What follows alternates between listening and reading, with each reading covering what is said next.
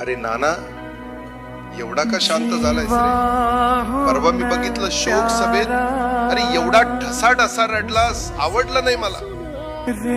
अरे तुम्ही सगळ्यांनी माझ्या खांद्याला खांदा लावून या पिंपरी चिंचवड शहराचा जो कायापालट केलाय त्याचा मला अभिमान आहे आणि तो मी कधीच विसरणार नाही. तू फक्त कार्यकर्ता नाही, पिंपरी चिंचवडचा माझा विश्वास आहेस, माझा तू शिलेदार आहेस.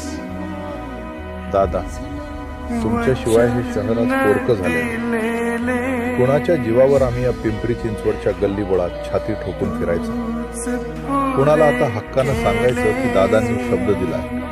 नाना, आता रडत बसू नकोस. रडणं आपल्या रक्तात नाही. आपण संकटात लढणारी माणसं आहोत. पोट निवडणुकीत तू ज्या जिद्दीने लढलास तेव्हाच मला समजलं होतं की तू गप्प बसणारा गडी नाहीस. नाना, तू माझा खरंच मनापासून आवडता होतास आणि आहेस.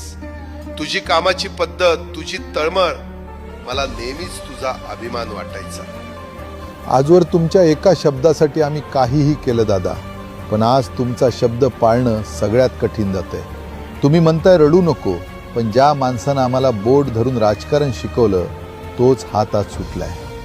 कसं आवरायचं स्वतःला?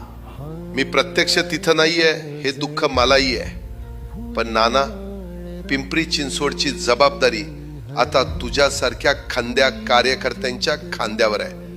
माझं नाव, माझा विचार आणि आपण शहरासाठी दिलेला तो विकासाचा मंत्र हेच तुझं शस्त्र आहे. निकाल काही असो, तू दिलेली झुंज मला इथूनही दिसेल. कुठे अडकलास ना तर फक्त डोळे मिटून आठव, दादाचा तोच आवाज तुला पुन्हा बळ देईल. दादा, शब्द देतो तुम्हाला, तुमच्या नावाचा आणि तुमच्या कामाचा दरारा या शहरात कधीच कमी होऊ देणार नाही. तुम्ही जिथे कुठे असाल तिथून तुमच्या या नानाकडे बघा.